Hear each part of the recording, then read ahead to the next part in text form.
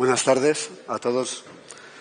Muchas gracias por su presencia y vamos a comenzar esta última mesa redonda centrada en la ciberseguridad y las nuevas ciberamenazas. Si me permiten, voy a empezar presentando la mesa con una experiencia personal relativamente reciente. Hace unos meses tuve la suerte de descender 150 metros de profundidad a bordo del nuevo submarino S-81 Isaac Peral de la Armada Española. Este submarino es uno de los grandes hitos de nuestra industria de defensa y en esa inmersión, que es desde luego toda una experiencia, en un momento dado le pregunté al comandante del submarino si una pregunta que me vino a la cabeza en ese momento: ¿es posible hackear un submarino? Me explicaron que existe un sistema de comunicación integrada muy sofisticado que hace invulnerable prácticamente a cualquier comunicación táctica externa. Cualquier comunicación que pudiera interferir en el desarrollo de la operatividad normal del submarino. Posteriormente, tuve también la suerte de estar hace unas semanas en Red Eléctrica, que tiene un sistema también prácticamente blindado, con un sistema de comunicación propio, al igual que ocurre en el ámbito militar, en el que se puede seguir prácticamente segundo a segundo la red eléctrica española y los sistemas de entrada y salida de la energía prácticamente por segundos.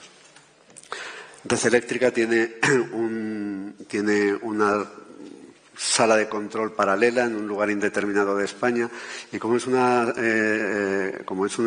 infraestructura estratégica, pues está blindada igualmente.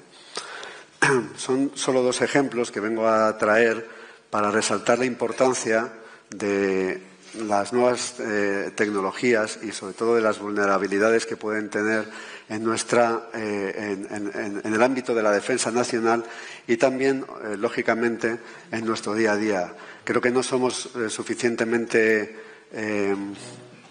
conscientes de lo que puede suponer la vulnerabilidad que puede suponer nuestro día a día, nuestro móvil, nuestro ordenador de casa, nuestro ordenador de trabajo, el sistema el ordenador de a bordo del coche. Bueno, pues para analizar todas estas cuestiones tenemos hoy aquí a tres grandes expertos, tres grandes especialistas, que son, en primer lugar, Esther Tejedor, con más de 20 años de experiencia en Telefónica. Esther Tejedor es actualmente la directora de operaciones de ciberseguridad de Telefónica Tech, que es la unidad de negocios digitales del grupo. Esther lidera el equipo de profesionales de Telefónica Tech dedicado fundamentalmente a proteger la seguridad de las empresas públicas y privadas de todo el mundo.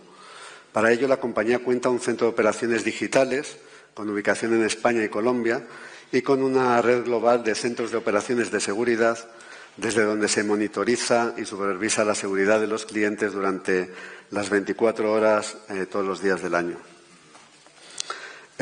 Javier Izquierdo es director de estrategia de Hispasat, es ingeniero de telecomunicaciones y ha desarrollado su carrera profesional en Telefónica y en Hispasat en diferentes funciones que le han permitido un amplio conocimiento tanto de España como de Latinoamérica, puesto que lleva más de 30 años trabajando en operaciones IoT, móvil virtual, satélites y servicios a gobiernos.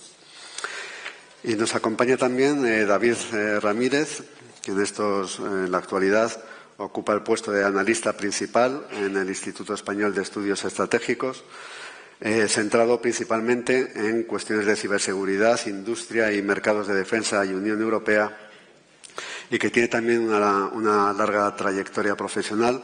Es ingeniero de telecomunicación por la Universidad Politécnica de Madrid y ha desempeñado diferentes puestos, en concreto en la Dirección General de Armamento y Material, donde registraba el registro de empresas de interés para la defensa. Muchas gracias a todos. Y una vez fijado el ámbito de interés de la mesa, me gustaría empezar, Esther, haciéndote una pregunta. ¿Cuáles son las principales tendencias, la tipología de los ciberataques más frecuentes? Bueno, pues tenemos de todo y cada vez más, ¿no? Que cada vez son más complejas, más sofisticadas y, por otro lado, más rápidas. El ataque por excelencia, sobre todo en el sector privado, pues está relacionado con el ransomware, que al final lo que buscan los atacantes es una doble extorsión. Lo que están intentando hacer es, una vez que han entrado en la infraestructura, encriptar y luego extraer información. Entonces extorsionan para que luego, pues normalmente en bitcoins, asociado a recuperar los credenciales, esas claves que permitan desencriptar y recuperar la información, descifrar y recuperar la información. Y luego, por otro lado, si han conseguido filtrar información para no poner a la venta esa información confidencial que puede tener en muchos casos datos de carácter personal. Otro tipo de ataque o de amenaza que tenemos muy habitualmente en el sector, sobre todo público, y en banca, está asociado a los ataques de denegación de servicio. Los ataques de denegación de servicio en los últimos años pues están siendo trending topic, como digo yo, porque tienen una afectación reputacional enorme. Entonces, al final, el sector público, pues una página web de un ministerio que quede fuera o algo que esté afectando a la operativa habitual del ciudadano, lo que está provocando es una publicidad para esos atacantes y un daño a la administración pues muy relevante. Tipos de ataques que estamos viendo ya muy focalizados en el sector de defensa. Pues ataques relacionados con la persistencia, donde el atacante no busca un ánimo de lucro inmediato, sino lo que está haciendo es intentar colarse en la infraestructura y se toman todo el tiempo del mundo. Pueden estar pausados, dar pequeños saltos, movimientos laterales muy sofisticados que lo que hacen es que sean muy difícilmente detectables. Ni siquiera los mecanismos habituales de detección están habituados a movimientos tan lentos con un atacante que busca a tiempo. Están más habituados a alguien que tiene prisa porque al final busca un lucro y deja de ser rentable si le dedican mucho tiempo, ¿no? Pero en el ámbito de la defensa, pues buscan exfiltrar información, buscan robar información, buscan el dato, ¿no? Entonces, en ese caso, pues ahí este tipo son muchísimo más sofisticados que los que encontramos en otros sectores. Puntos débiles de las amenazas, pues al final son las personas que trabajamos, las que estamos, los trabajadores que tenemos nuestro ordenador de casa o que tenemos nuestro móvil y que a la vez que estamos trabajando en el ordenador de casa, pues hacemos otras acciones, como tener pues la cuenta de Netflix o estar teniendo una red social con la que estás pues intercambiando información y están sujetos pues a no tener esas medidas de precaución en esos ordenadores, en esos PCs personales que permiten que simplemente un troyano o un sistema que lo que está haciendo es con un botnet leer información, consiga credenciales que luego son utilizados para atacar a la empresa en la que trabajan, para atacar a la organización. A la vez que te están robando tu cuenta de Disney, están consiguiendo una información de a lo mejor tu acceso VPN, que si luego no tiene medidas de seguridad, como puede ser el doble factor de autenticación, que el código que estamos ya, por ejemplo, en banca muy acostumbrados a utilizar, pues podrían con ese robo del credencial coger y utilizarlo para entrar en una organización y a una gran empresa pues directamente o en el trabajo que estén desempeñando pues directamente conseguir entrar y ejecutar ese ransom del que hablábamos antes. Por último lugar, ya ataques más dirigidos, tenemos todo lo que está relacionado con el phishing. Todos estamos sujetos a poder tener un ataque por correo electrónico donde están suplantando la identidad de alguien a quien conocemos normalmente y que cada vez utilizan técnicas más sofisticadas de lo que llamamos ingeniería social. Ahora mismo hay mucha información publicada en las redes. Con la inteligencia artificial es más sencillo esa información, conseguir el dato concreto que necesitas. Entonces, saber una persona en qué departamento trabaja, localizar, por ejemplo, la persona que trabaja en contabilidad y simular que eres su jefe o alguien con quien está acostumbrado a trabajar, emitiendo un correo muy sofisticado para que pague una factura falsa, para que haga una acción lícita para él, pero haciendo algún tipo de cambio que hace que el beneficiado sea un atacante. Pues eso cada vez es un vector de entrada más amplio. Ahora seguiremos abordando los riesgos que vivimos en nuestro día a día, pero me gustaría preguntarle a Javier Izquierdo, como primera pregunta, y como director de estrategia Hispasat, en defensa y seguridad, ¿qué papel juega y debería jugar el espacio? Bueno, lo primero, gracias por la invitación y por estar aquí. ¿Qué papel juega el espacio? Si me lo hubieras preguntado hace un tiempo te diría ninguno, porque realmente el espacio era un sitio de paz, era un sitio donde todo el mundo...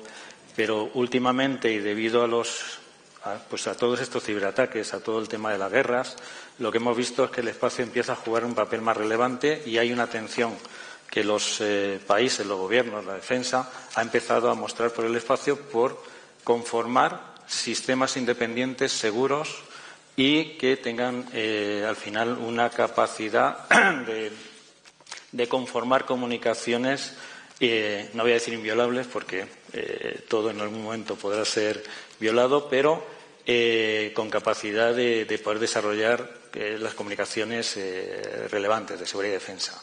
De hecho, lo vemos en que Estados Unidos, por ejemplo, hace unos años, en el 2019, creó su Fuerza Espacial. Nadie hubiera pensado antes que se hubiera creado, o el mando del espacio que se creó aquí en España en el año 23.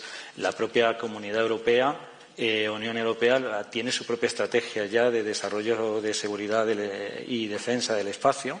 Ha metido una serie de desarrollos donde viene desde el conocimiento de las posibles amenazas que podemos tener, proteger los activos espaciales que tenemos, que son fundamentales para las comunicaciones, el desarrollar acciones o desarrollar un protocolo para tener acciones conjuntas ante este tipo de amenazas, incluso al final meterlo como una parte más de todas las políticas que tenemos de seguridad y defensa, con lo cual el satélite o los desarrollos, las constelaciones que tenemos empiezan a jugar un papel más y más relevante en todo este tipo de temas, sin ser en sí un sistema de ciberseguridad, sino es un elemento, es un medio de comunicación quizás más confiable porque no tiene tantos accesos intermedios.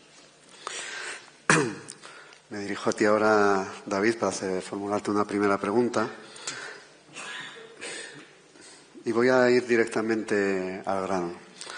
¿La inteligencia artificial puede dar la superioridad en el campo de batalla? Pues vamos a responder un poco a la gallega, ¿no? En primer lugar, gracias por dejarme estar aquí delante de este público excelente. La inteligencia artificial a día de hoy es la gran promesa. Es el FOMO, ¿no?, que está ahora tan de moda, Fear of Missing Out. Todo el mundo quiere tenerla porque piensa que como no la tenga ahora y entre tarde no la va a alcanzar. A día de hoy la inteligencia artificial, efectivamente, hay campos en los que ha superado totalmente todas las expectativas, ¿no? Podemos hablar de tratamiento de imágenes por satélite, podemos hablar de identificación del habla, el interceptar comunicaciones, pero luego cuando intentamos dar un pasito más allá y cuando intentamos asumir que efectivamente es inteligente, pues es cuando ya los palos del sombrajo se nos van cayendo un poco, ¿no?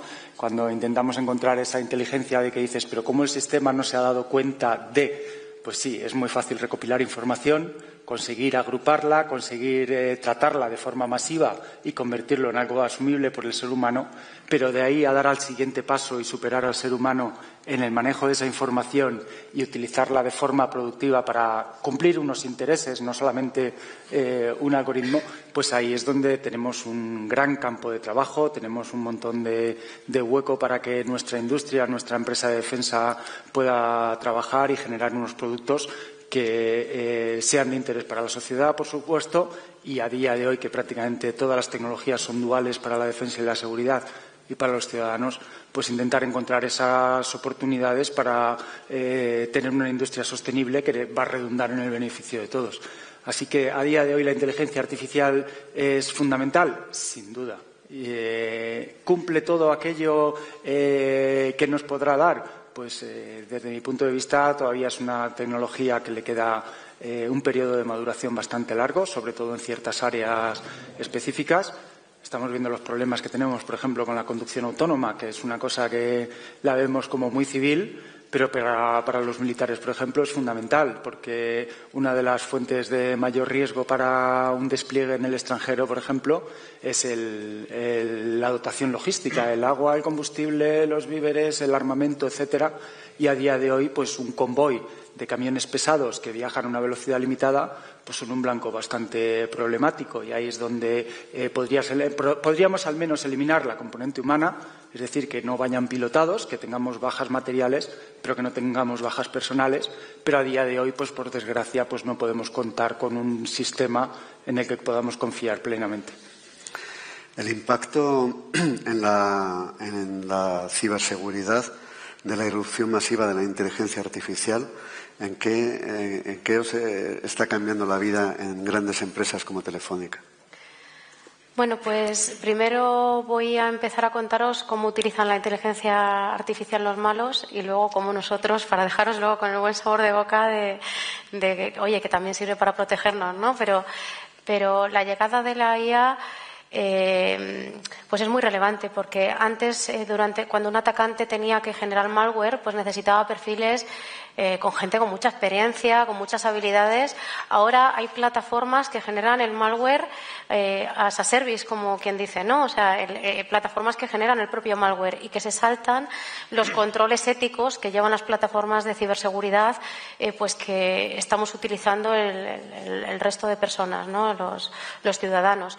Entonces, tenemos que contar con que la IA ha llegado no solo para hacer el bien, sino también para permitir ataques, mucho más sofisticados. Cuando os contaba antes todo lo que tenía que ver con la ingeniería social, ahora mismo pues nos encontramos escenarios en los que se graban vídeos con IA suplantando la identidad pues de un presidente de una compañía, de un jefe, de un mando, que transmite a su empleado pues algo que debe hacer. Incluso un Teams o una conexión está suplantando la identidad. Tú piensas que estás hablando con una persona que realmente lo que estás viendo es un vídeo o una imagen de IA, ¿no?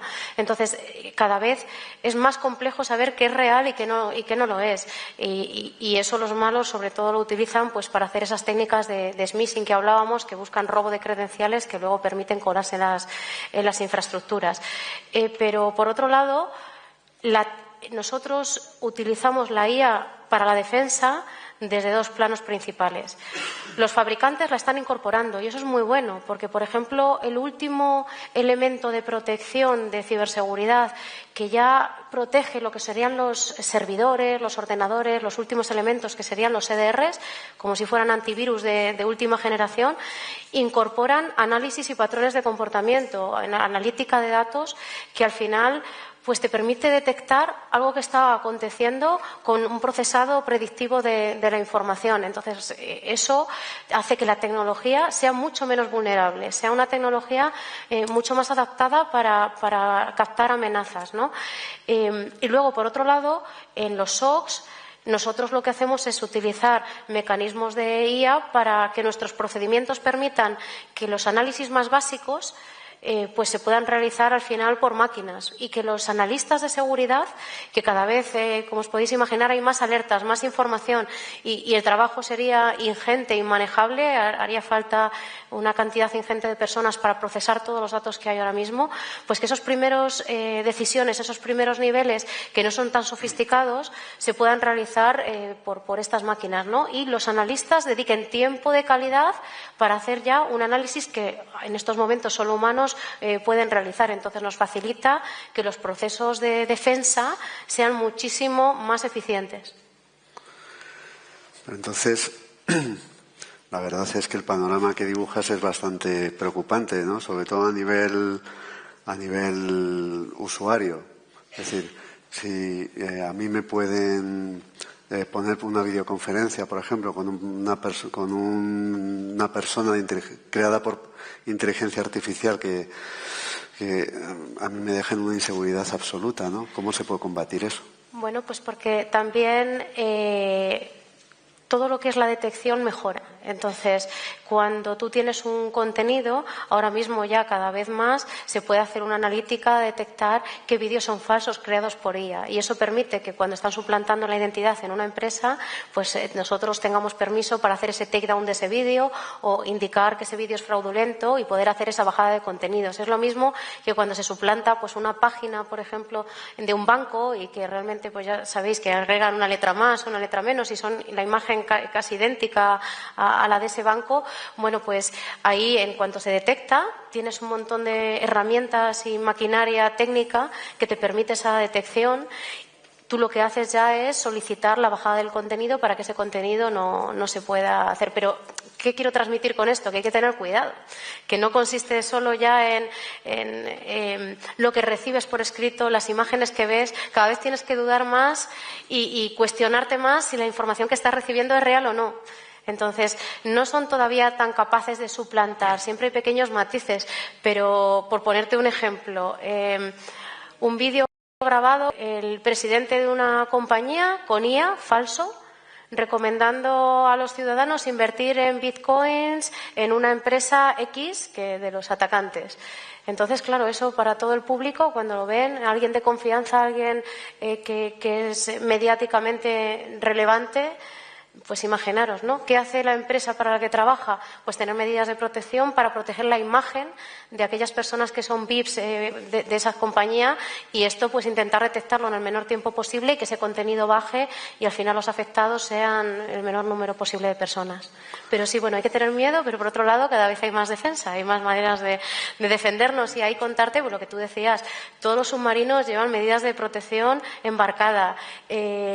Cada vez más, o sea, nosotros estamos ahora trabajando en muchos proyectos del sector defensa y son apasionantes porque se están utilizando las últimas tecnologías, los últimos, lo que va saliendo a nivel tecnológico dentro del sector como novedad, pues bueno, se están haciendo pruebas, laboratorios. Entonces, deciros que hay mucho interés en la protección y mucha inversión en la protección y que es algo que también nos tiene que dar esa tranquilidad relativa, pero no hay que bajar la guardia.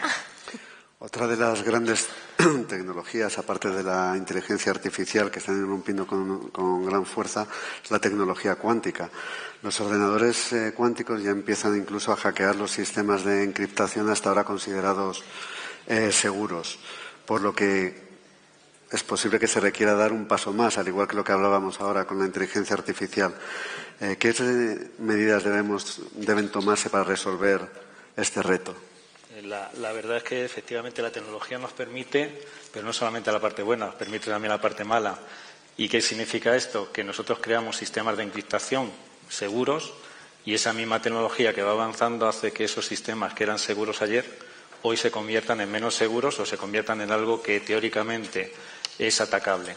Esto está sucediendo y hemos escuchado hace no mucho en el tema en el uso de los ordenadores basados en tecnología cuántica, como ya los sistemas de encriptación más seguros empiezan a ser amenazados. No quiere decir que estén ya abiertos, pero empiezan a ser amenazados, con lo cual efectivamente toca ir un paso por delante e ir desarrollando nuevos sistemas de encriptación todavía más seguros, si cabe, que son los homomórficos, los basados en bolsas, o el que se está haciendo ahora, que se utiliza también la propia tecnología cuántica para, no es un encriptado cuántico, es más utilizar elementos de cuántica para compartir una clave entre dos personas creada a través de cuántica.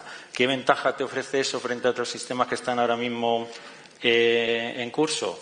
Que un sistema cuántico lo que tiene es que si yo intento acceder a él de forma fraudulenta, el sistema se perturba, porque al final estamos hablando de fotones, entonces el propio sistema identifica que hay un acceso no autorizado y inmediatamente pues eso permite reconfigurar y permite hacer muchas cosas. ¿Qué significa también? Que esos sistemas, como son de clave privada, es decir, tiene que conocer la clave los dos extremos que van a comentar, hay que comunicarla. ¿Y cómo la comunicas? Dices, hombre, si la comunico por medios encriptando con otros sitios, otro tipo de sistemas, vamos mal, porque seguramente la clave cuántica será muy segura, pero como la tengo que transmitir, la voy a dejar insegura, o si la transmito de forma cuántica, a lo mejor las fibras ahora no son capaces de transmitir esas claves a largas distancias.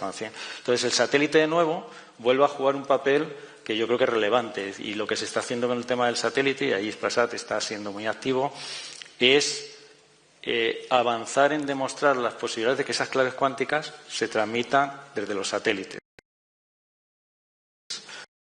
Que dentro de los satélites geoestacionarios y sean estos satélites los que distribuyan esas claves cuánticas. Eso tiene como ventaja, primero, alcance, mucho mayor alcance. De hecho, ya se han hecho pruebas de alcanzar hasta 1.200 kilómetros para transmitir esas claves cuánticas. Tiene la ventaja de que no elimina los puntos intermedios, con lo cual sigue siendo un incremento en la seguridad. Y, por otro lado, bueno, pues al final del día es un sistema que, si tú estás gestionando el satélite, está controlado y lo tienes tú bajo tu control. Se vuelve a ser un poco la independencia también lo que te da. Es cierto que todavía estamos en la fase de experimentación. De hecho, hay un proyecto que ya tenía una primera fase que se llama Caramuel, que es el QKD. QKD es la distribución de claves cuánticas por satélite. Ahí lo ha liderado Hispasat y está hecho una demostración inicial de cómo podría ser eso. Ahora estamos en una segunda fase que está en proceso de adjudicación, en el cual lo que se va a hacer es ya una frase más práctica, es decir, ya se va a crear un demostrador en el cual vamos a poder poner de manifiesto que eso es factible y es una de las cosas que van a ayudar a mejorar esas seguridades, y seguro que no es la última, pero yo estoy seguro que cuando lleguemos ahí habrá otra más, pero por lo menos tendremos un periodo de tranquilidad o de menor nerviosismo. ¿Y creéis que en algún momento existirá un sistema 100% seguro? A ver, yo llevo 30 años trabajando y he estado muy relacionado con sistemas de encriptación y te aseguro que lo único que me decían es: lo importante de un sistema que se crea de encriptación es la facilidad que tengas de recuperar la seguridad cuando es hackeado. Es lo que me decían en aquel momento. Decían, oye, eso es lo más relevante, lo más importante, porque sabes que si lo crea un humano va a haber alguien que también te lo va a intentar hackear. Eso sí, cuanto más difícil sea, más tiempo van a tardar, pero si hay un negocio detrás, si hay un interés, y el tema es, nadie hackea algo que no es interesante, pero si hay un negocio detrás, hay muchos millones puestos encima de la mesa y tienen seguramente mejores tecnologías que muchas empresas para poder acceder a la información que quieren. Hay un punto, yo por contestarte, no. O sea, la seguridad es cuestión de protección por capas. Entonces, tú lo que tienes que hacer es un sistema a partir de que no va a ser 100% seguro y no fiarte solo de un sistema. Tienes que tener una serie de capas que cada vez sea más complicado para el atacante conseguir penetrar todas, ¿no? Entonces, yo creo que la respuesta es: la seguridad 100% no existe, pero hay muchas medidas de cada vez que sea más complicado y que sea menos interesante para el atacante, porque realmente tiene que invertir mucho esfuerzo y mucho tiempo, ¿no? También el interés que tenga, pues lo que decimos, si el ataque es muy, muy dirigido y está ese interés, pues más capas todavía de protección tienes que conseguir poner. David, me gustaría, en relación con todo esto que estamos hablando, preguntarte, claro, hay una cada vez mayor tendencia a la denominada zona gris. En el Instituto Español de Estudios Estratégicos tenéis publicados muchos estudios ya al respecto, incluso con guerras no declaradas como tal. ¿Cuáles son las estrategias que tenéis más identificadas? Pues la principal estrategia para hacer frente a la zona gris es la flexibilidad, ¿no? Porque ya no hay un conflicto claro, no hay una forma de guerrear, de pelear clara, sino que desde el primer momento tienes que ir adaptándote a la respuesta que dan a la respuesta que obtienes por el otro lado, ¿no? Al fin y al cabo, nosotros tenemos un Ministerio de Defensa y lo que hacemos es defendernos de los ataques. ¿Y qué es lo que hacemos? Pues mantenernos muy atentos, mantener a un personal tremendamente formado, mantenernos con las capacidades tecnológicas dentro de los riesgos que evaluamos, que para ello tenemos un sistema de planeamiento tremendamente complejo, pero que fruto de esa complejidad pues nos da unos resultados que son de utilidad para hacer frente a estas amenazas, y contar con un personal excelente, con una formación cada vez más exhaustiva. ¿Por qué? Pues porque los problemas cada vez son más y cada vez son más complejos, ¿no? Y lo que antes era ponte a llenar sacos terreros y hacer una empalizada, pues eso ha quedado atrás hace muchos siglos y ahora necesitas, pues desde el que rellene un saco terrero, que es de utilidad para cierto tipo de ataques, hasta la persona que te puede estar hackeando un sistema o intentando generar un contenido falso para que la población acepte o genere menos rechazo a una intervención por parte del Estado, con lo cual pues nos estamos volviendo muchísimo más polivalentes o multivalentes y necesitamos gente con formaciones cada vez más diversas y lo cual no está exento de problemas, porque al fin y al cabo pues requieres unas carreras más diferentes, es más difícil hacer vectores de carrera para ese personal y aún así pues tenemos una defensa de la que yo creo que a día de hoy nos podemos sentir bastante orgullosos, simplemente porque tenemos que ver dónde estamos y cómo nos sentimos en España, ¿no? Los ciudadanos en general. Y también hay un punto, o sea, para saber defenderte es importante saber atacar. Entonces, todo lo que es seguridad ofensiva, el estar formado y tener gente formada y que cada vez hay más y en los equipos de defensa hay más gente que se dedica a la seguridad ofensiva, hay auténticos profesionales en seguridad ofensiva, pues el que tú veas si eres capaz de vulnerar el sistema te permite hacer una prueba de fuego, ¿no? Como quien dice. Entonces, todo lo que está relacionado con test de intrusión, lo que está relacionado con poner a prueba las plataformas es cada vez pues más relevante para ser capaces de, cuando sacas algo a producción o sacas algo ya al uso, pues que ese sistema sea 100% fiable dentro de lo que he sido capaz. Oye, pues un equipo ya de hackers de testear y probar que tienen el mismo perfil o incluso más entrenado que el de los atacantes que están intentando atacar. ¿Cuál es la amenaza que os quita el sueño en vuestro día a día en vuestras empresas? ¿Arranca? A ver, las amenazas al final que nos quitan el día. Al final todos estamos conectados, tengamos el satélite, pero los servicios al final acaban en tierra, todos, y todo se conecta con redes. Al final tenemos que tener sistemas que protejan eso, porque por mucho que yo tenga una parte muy segura, que también tengo mi centro de control, que si alguien intenta atacar mi centro de control y manejar los satélites, pues también genera una distorsión, pero todo es al final colaborativo. Nosotros utilizamos a Telefónica para que nos protejan las partes terrestres, o sea, cuando llegamos a tierra ya realmente es Telefónica que nos da toda la protección, porque estamos ahí, estamos expuestos e intentamos en todo momento, lo que ya he dicho, los hackeos éticos para nosotros son fundamentales, saber dónde tenemos la posible puerta y cerrarla antes de que el aire entre y se nos lleve los papeles. Yo antes la duda que formulé al comandante del submarino S-81, ¿se puede hackear un submarino? También, perdón, me la formulo ahora, ¿se puede hackear un satélite? A ver, el satélite per se, no te voy a decir que no, pero es complicado. Los más modernos tienen más posibilidades porque llevan más software embarcado. Los anteriores, digamos que serán más, voy a decirlo, mecánicos, entre comillas. Lo que siempre puede hackear siempre podrías intentar hackear lo que es el sistema de control y telemetría de esos satélites, que es donde a veces se centran esos ataques. Digo los de ciberseguridad, luego ya los otros ataques que te pueden ir directamente contra el satélite, que también se han dado. Ahí lo que intentas es que ese entorno esté muy aislado. Eso sí que es cierto que ahí evitas que los sistemas de telemetría y de telecontrol se conecten con ningún entorno exterior, con lo cual hace más difícil, ¿no? Yo os digo también, no es imposible, hace mucho más difícil que alguien acceda a esos sistemas, ¿no? Difícil es la palabra y siempre estamos intentando, como decías, poner capa sobre capa y avanzar en diferentes sistemas para siempre tener esa protección. Ese es el principal. Para nosotros el principal es que el satélite tiene que estar ahí. Segundo, se tiene que producir la comunicación porque eso es relevante. Y cómo tienes también vías alternativas de recuperación inmediata si algo sucediera. Que eso también son los planes que tenemos todas las empresas de qué hago si sucede lo no deseable. Pero vamos, estamos detrás de la amenaza siempre, no detrás de la amenaza, intentamos estar delante de la amenaza. Cualquier sistema que tiene algo digital es hackeable. Digital y telecontrolable. telecontrolable. En cuanto tienes una puerta, correcto, De hecho, son muchos los trabajos que se están haciendo para intentar encontrar puertas. Desde intentar hackear viendo las luces de un centro de datos que dices, bueno, le protejo electromagnéticamente, le protejo sísmicamente, no dejo que entren las personas y de repente le pongo una ventana y hay gente que es capaz que con esa ventana enfoca una de las luces de un disco duro y puede extraer información, ¿no? Más, menos información, pero que parece mentira la imaginación que tiene la gente para encontrar esas vías de extraer la información.